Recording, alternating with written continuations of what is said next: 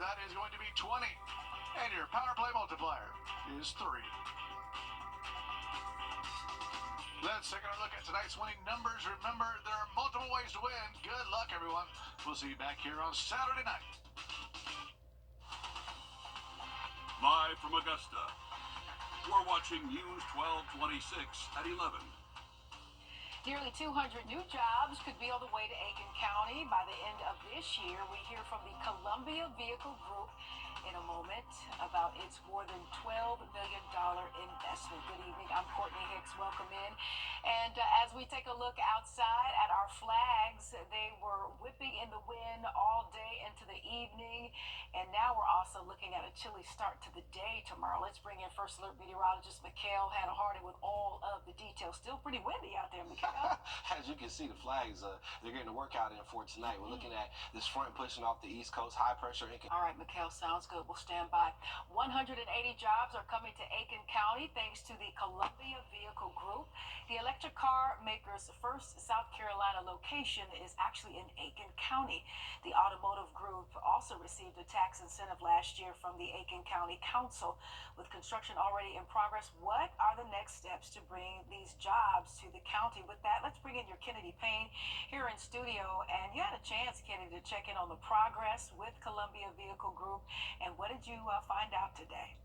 Yeah, well, Columbia Vehicle Group is now inside what is known as the old Phelon plant on University Parkway, and construction and upgrades are already underway and could be done sooner than you think. Rolling into Aiken. We're a manufacturer of electric vehicles. Like golf carts, e-bikes, utility and maintenance vehicles. And a new business means new jobs. The investment's about $12 million, and they're planning on bringing in 180 jobs. They say they're excited to bring the community along for the ride. Everything from engineers, assembly workers, welders, powder coating, tool and die, sales, engineering, production support, buyers and planners. So there's a wide variety of needs, even some accountants. And they're keeping an eye on their neighbors just on the road. These jobs provide employment for Aiken Tech kids, but Aiken Tech also helps bring these jobs in the first place. So the relationship is very close, and it feeds on each other. Gary Bunker is the Aiken County Council chairman. He says this is a sign of growth in the county. We got Bridgestone, we got Kimberly-Clark, we have Meta, we have these smaller manufacturers coming in. And this is something that is changing our local economy significantly. And nearby businesses say this is a positive. I think it's a good thing. More jobs that bring the better. Not far from my business, so hopefully I get some of their business. Catherine says she's already seeing an increase in business. I've seen some of the HR have been in. It's been great. They've been great. Everybody's been great. Columbia Vehicle Group says they've already filled about 40 positions, and they're looking to fill more. We've been very appreciative of the Aiken Chamber of Commerce and all the colleges and tech schools who've reached out and made us feel very welcome and offered to help us find candidates to fill our openings. And they say they expect to be fully operational by the end of this summer. If you're interested in more information or how to apply, we'll have the details on our website at wrdw.com. Lots of opportunity coming to the area by way of this company. Thanks so much for the details tonight, Kennedy. We appreciate you. All right, the Richmond County Sheriff's Office is asking anyone who has footage or has been harassed by a man at Diamond Lakes Park to contact them.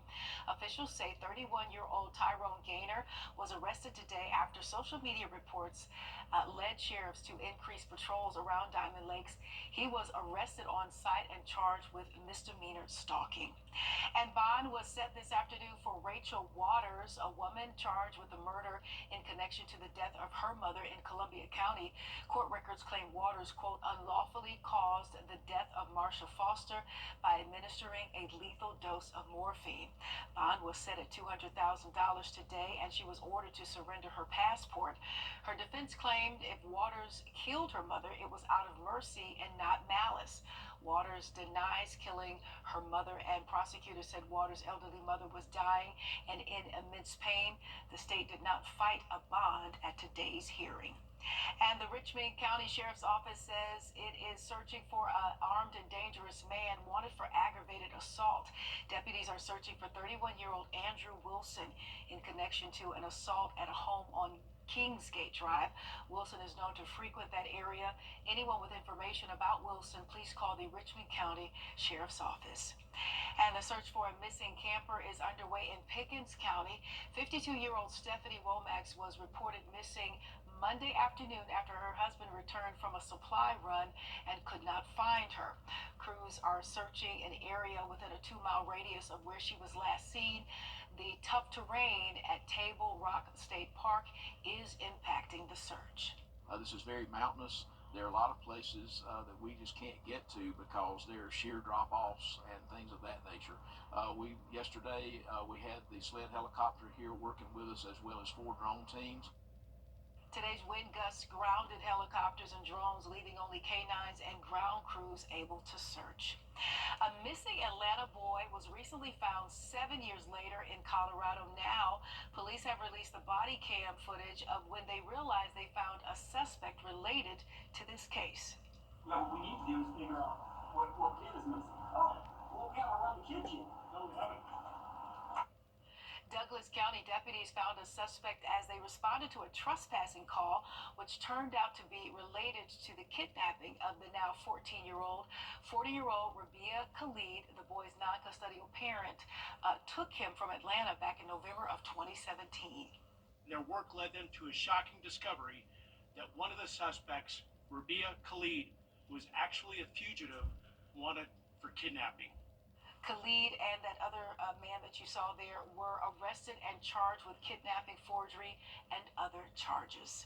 Back here at home, the Columbia County Chamber Foundation is hosting its 6th annual Career and College Expo. This is going to be tomorrow from 4 to 7 at the Columbia County Exhibition Center. The event helps connect businesses, universities, and trade schools with middle and high school students so they can get more information and details on various career paths. Mikhail? Well, it's going to feel like winter for tomorrow, and it is still winter. Spring doesn't start until March 20th officially, so the wind chill, though, is why it's going to feel like winter, especially for tomorrow morning. We'll break that down and talk about our weekend outlook coming up. All right, also coming up after the record-breaking longest. And to Florida now, where a man is in custody after officials say he swallowed or tried to swallow stolen jewelry worth nearly $1 million.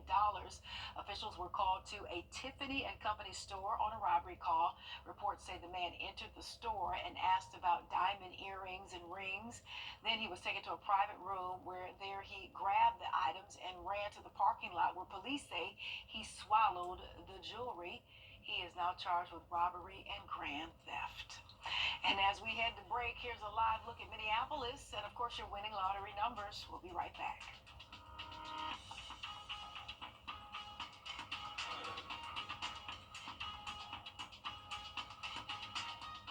Trust Chief Meteorologist Riley Hale for your first alert. Here at the Edgefield